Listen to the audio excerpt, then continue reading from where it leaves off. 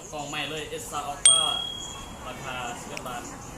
999สดกองใหม่ๆเลยเอามาเบิ่งว่ารูปร่างลักษณะหน้าตามันสัมผัสโดยตัวจริงเลยตัวนี้บ่เคยสัมผัสจักเทื่ออันนี้เป็นครั้งแรกที่ว่าสัมผัสเบิ่งตัวจริงเนาะหน้าตามันเป็นแบบใดกองมันเป็นแบบใดมาเบิ่งกันเลยหัวมือจะมาเจ๊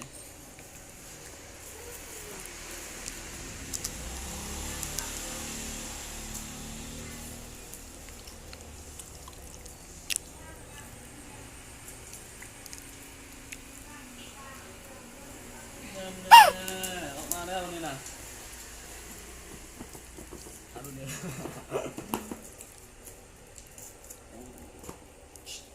ว้าว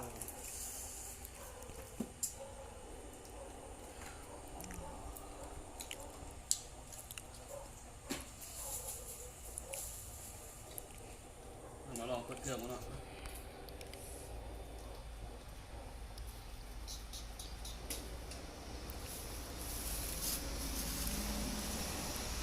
จอใหญ่ดี6.9ใช่ไหม6.9 นิ้วอ่ะเด้อเปิดเครื่องก็เปิดเครื่องก็ในกล่องมีอย่างเดียว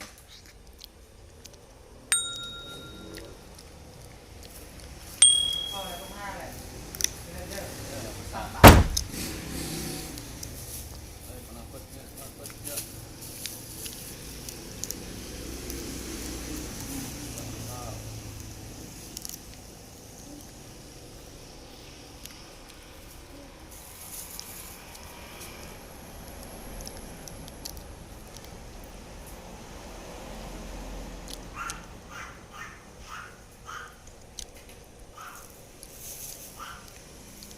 เอาตัวนี้เปิดไปเท่าใจ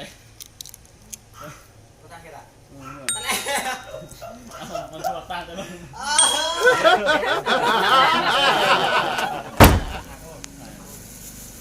เสร็จนะมันสลับตาตัวนั้น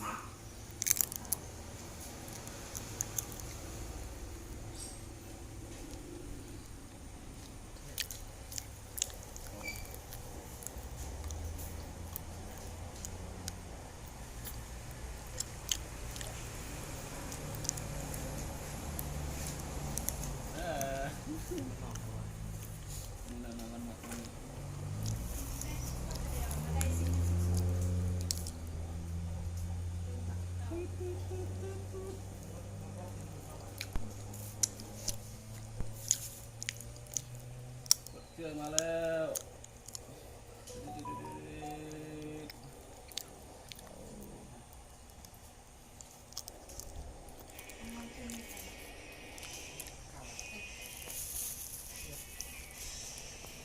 ก่อนเบิ่งเขาบังก่อนเบิ่ง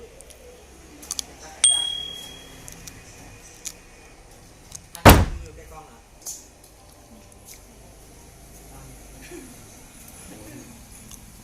ลองเบิ่งกล้องเนาะ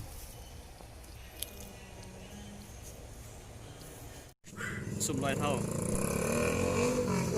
สุ่มไปหาดวงจันทร์เลย